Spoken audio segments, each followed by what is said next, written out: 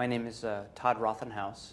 I'm a Senior Vice President and Chief Information Officer of the Caritas Christi Healthcare System in Boston. Caritas is a hospital system, six-hospital system in eastern Massachusetts. We have hospitals, one within 10 miles of the New Hampshire border, one within 10 miles of the Rhode Island border, and the remainder of our hospitals are clustered around the Boston area. We have home care, hospice services. We have about 2,300 affiliated physicians, and we have a nursing school and a couple of other smaller entities which create a fairly vertical health system in eastern Massachusetts. Caritas is doing a number of things in terms of implementing health information technology. We have an active hospital-based project to roll out what we call advanced clinical systems into our hospitals, including computerized physician order entry, barcoding and medication administration, and those projects are roughly 2/3 of the way done. We have 4 hospitals out of 6 live. We have what we think is one of the largest ambulatory electronic health record projects in Massachusetts.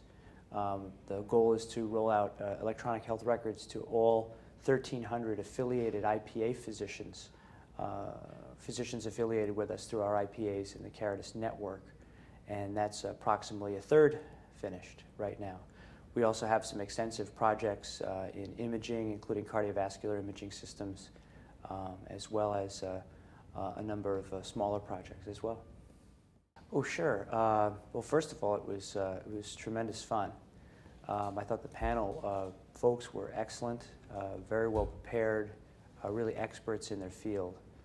I think the real principal bonus was that the topic was so relevant right now, with all of us trying to struggle, figure out what's going on with this meaningful use and what does it really mean. And there's certainly a lot of hype around the stimulus money, and I thought that the group really put a nice kind of real-world spin on everything, which I think would be really helpful for the audience.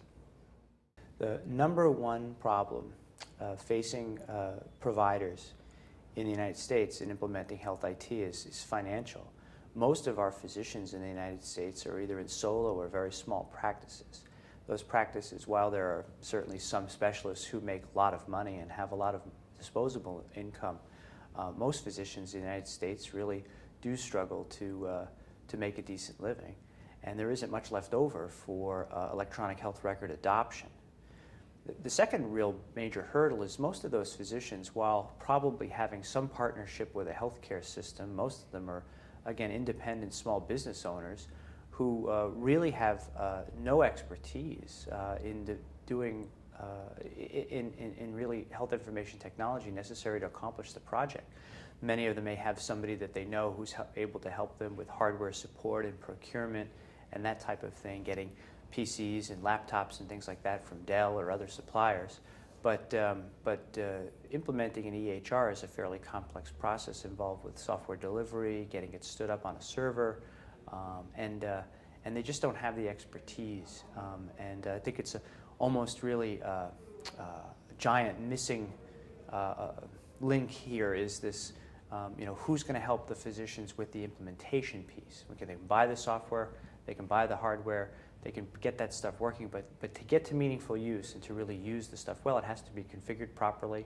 It has to be implemented with their office workflow in mind, and that's a fairly complicated process that takes between 15 and 20 weeks in many cases, and it's just a huge burden for the practices. I think that if you want to break down the electronic health record adoption into kind of 3 big pieces, there's a hardware piece, a software piece, and then this implementation piece, putting it all together and getting it to live. High-tech provisions and where we're headed, at least in Massachusetts, is that the regional extension centers is really the key to supporting the individual loan practitioners. That the things that I think that the regional extension centers can do that is helpful is first of all, they can help with software procurement. They can get maybe perhaps favored pricing for the practices. They certainly can develop some programs where physicians and practice managers can learn about EHRs, learn about the implementation, read about implementation, whether they be webinars or whatever, and there's a fair amount of plans to do that. The third thing, and I think the key is that the regional extension centers will be looking to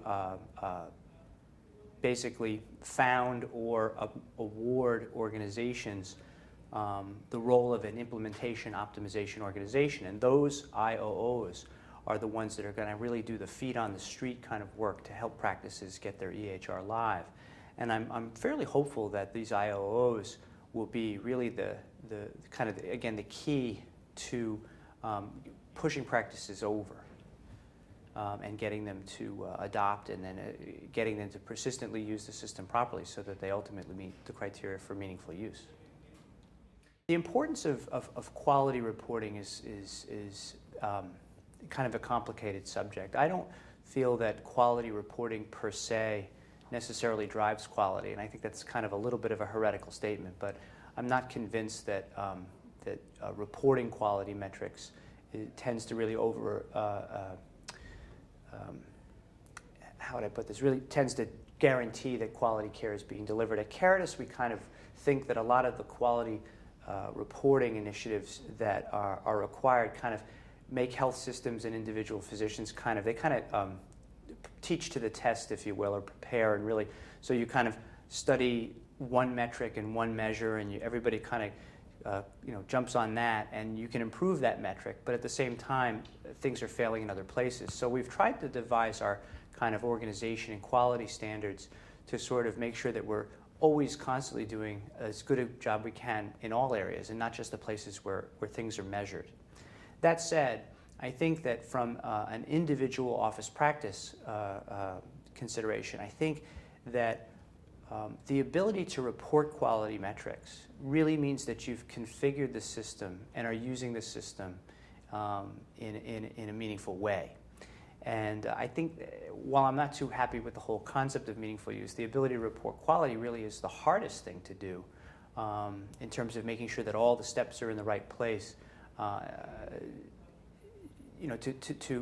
optimize the use of an EHR. So it's configured to capture data properly. It's got a fairly robust model. It's got a reporting tool, and you can actually report the metrics. It's a lot of things that need to be aligned and configured in order to get those measurements out. So it means that you've done all the right things in advance. So it's a decent hurdle and a decent litmus test, if you will, that this folks are using their system in the way it was designed. It's been terrific. My experience at the summit has really been terrific. Everyone's been wonderful, very, very friendly. I thought that the folks here who were attending as audience participants were all very enthusiastic, really talented group of folks. I think the participants and the lecturers were outstanding. And of all the things that I've been affiliated with in recent times, this really is a first-rate program and really one of the best.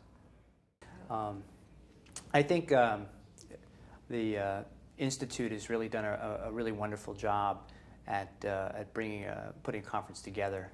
First and foremost, I think it's really interesting to see a nice kind of a different type of vendor relationship going on here, a very, very congenial group, very intimate group, and I think it's very different than a lot of other programs that I've been affiliated with.